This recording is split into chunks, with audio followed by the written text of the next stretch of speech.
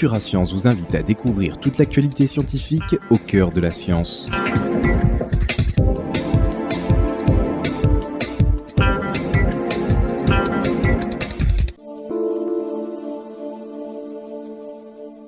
Bonjour, voici les actualités du site futurascience.com pour la semaine du 8 au 14 mai. Kipunji, découverte d'un singe d'un nouveau genre.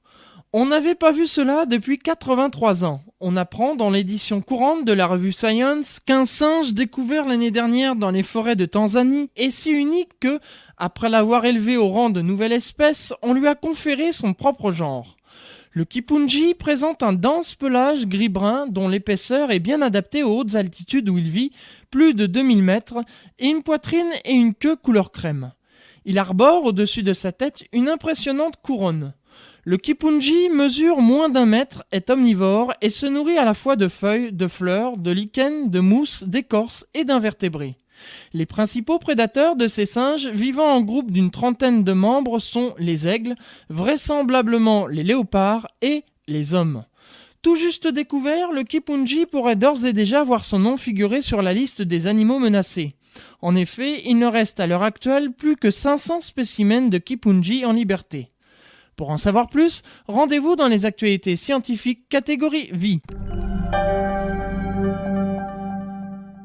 Les États-Unis émettent toujours plus de gaz à effet de serre. En 2004, les États-Unis ont augmenté leurs émissions de gaz à effet de serre de 1,7% par rapport à 2003 et de 15,8% par rapport à 1990, selon le dernier rapport de l'EPA disponible depuis le 17 avril.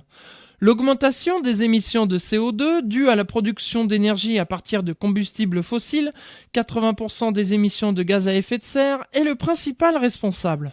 Le rapport souligne également l'augmentation des émissions de HFC, hydrofluorocarbures, PFC, polyfluorocarbone et SF6 de 58%. Cette augmentation, qui s'explique par le fait que ces composés sont utilisés en substitut de composés nocifs pour la couche d'ozone, est inquiétante car même si les quantités émises sont faibles, il s'agit de puissants gaz à effet de serre avec des potentiels de réchauffement global compris entre 140 et 23 900. En revanche, les émissions de méthane, d'oxyde nitreux N2O ont diminué respectivement de 10% et de 2% par rapport à 1990. Ceci notamment grâce à la capture des émissions provenant des sites d'enfouissement, au renouvellement des vieilles installations de gaz naturel, méthane, et à l'introduction de nouvelles technologies pour limiter les émissions des véhicules N2O. Malgré cela, les données de 2004 restent tout de même les plus importantes jamais enregistrées par un pays. Pour en savoir plus, rendez-vous dans les actualités scientifiques catégorie Terre. Cette actualité fait partie du dossier On en parle, dont la thématique est le réchauffement de la planète. Futura Science. Nanomonde, une molécule fractale qui bat tous les records. Ces étoiles de David mesurent 12 nanomètres de diamètre et si elles sont invisibles à l'œil nu, elles n'en sont pas moins immenses à l'échelle atomique. En effet, ces molécules fractales sont les plus grandes jamais synthétisées dans le nanomonde.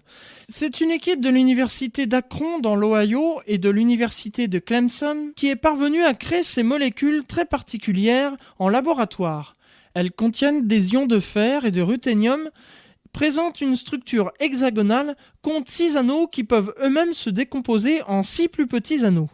Ainsi, à l'image des flocons de neige, de l'écorce et des feuilles des arbres, elles présentent une propriété d'autosimilitude.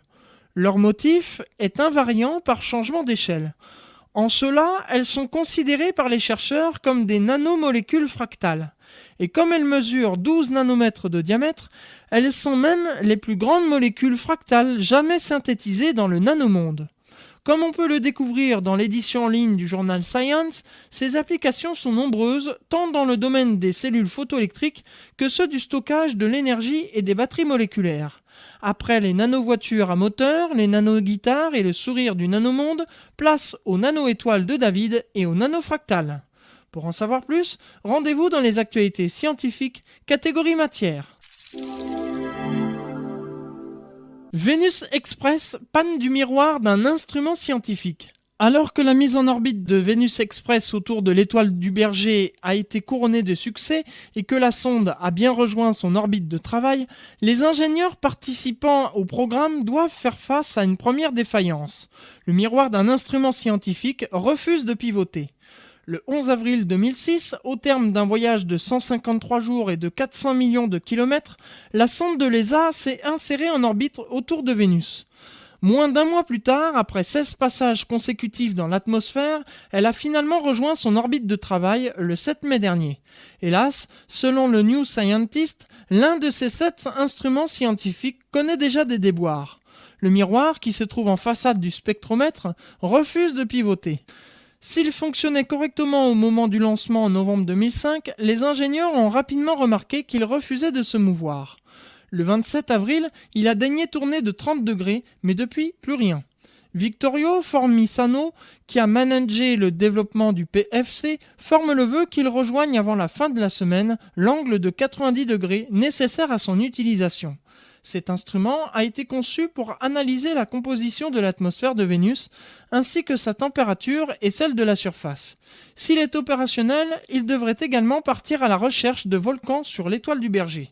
Pour en savoir plus, rendez-vous dans les actualités scientifiques, catégorie univers. Futura Science, au cœur de la science.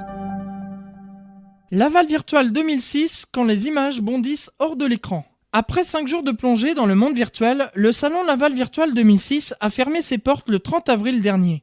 La modélisation en 3D de la ville de Cannes a été primée et les écrans d'affichage en relief ont été à l'honneur. À côté de ce projet d'architecture, considéré comme novateur en Europe, les systèmes d'affichage en relief étaient également sous les projecteurs. Alors que par le passé, il fallait se doter de lunettes pour profiter d'images en relief, les dispositifs actuels, dont ceux présentés à l'occasion du salon Laval Virtual, ne requièrent plus de tels artifices. La rédaction de 01net explique que les écrans d'affichage en 3D reposent en général sur le même principe. L'utilisateur doit voir simultanément 2 images en une, les pixels de l'une étant observés par son œil gauche, ceux de l'autre par son œil droit. Pour parvenir à ces fins, il convient que les angles sous lesquels les 2 types de pixels sont visibles soient bien choisis et que le spectateur se place à la distance adéquate. 2 concepts différents coexistent. La technologie dite de barrière de parallaxe, où l'on a recours à 2 écrans. Sur l'un, LCD figure par exemple l'image de gauche, tandis que sur le second figure l'image de droite. La technique du prisme optique, quant à elle, consiste à placer un réseau de filtres devant l'écran d'affichage dont le pas est égal à la largeur d'un pixel ou d'un demi-pixel. Ces filtres agissent sur chaque point de l'image et rendent un résultat semblable.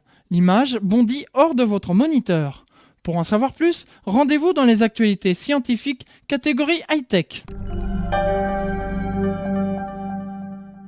Synthèse en continu de microparticules par photopolymérisation. Une équipe du MIT a mis au point un dispositif de lithographie qui permet de synthétiser en continu des microparticules de polymère de quasiment n'importe quelle forme. Le principe de base est la photopolymérisation qui consiste à projeter un faisceau lumineux ultraviolet sur une solution contenant des monomères et des photoinitiateurs. Sous l'action de la lumière, les monomères sont instantanément pontés entre eux et forment un polymère solide. En utilisant les techniques de photolithographie, il est possible de projeter avec un cache n'importe quelle forme bidimensionnelle sur la solution. La principale innovation des chercheurs du MIT est de travailler avec une solution de monomère en régime d'écoulement laminaire dans un dispositif microfluidique. Les chercheurs affirment aussi pouvoir contrôler par cette méthode certaines propriétés chimiques des particules comme l'hydrophobie ou l'hydrophilie. La fabrication sur mesure et en masse de particules pourrait trouver des applications dans le domaine biomédical, dans les cosmétiques ou comme briques de base pour la mise au point de nouveaux matériaux. Pour en savoir plus, rendez-vous dans les actualités scientifiques catégorie recherche. Futura Science. Les autres faits marquants en bref, à l'occasion du salon E3 de Los Angeles, grande messe du jeu vidéo mondial, Sony a annoncé que la PS3 sera disponible à partir du 11 novembre au Japon et le 17 en Europe et aux USA. Et puis la loi DAD-VSI adoptée par le Sénat, après avoir examiné et amendé le projet de loi sur le droit d'auteur, 164 sénateurs ont voté pour le texte, 128 ont voté contre dans la nuit du 10 au 11 mai 2006.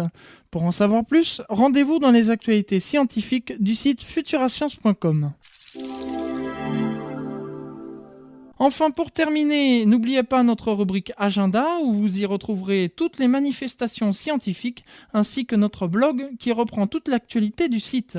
Futurascience vous propose aussi son forum de discussion pour dialoguer avec des spécialistes et des passionnés. Bonne découverte sur Futurascience.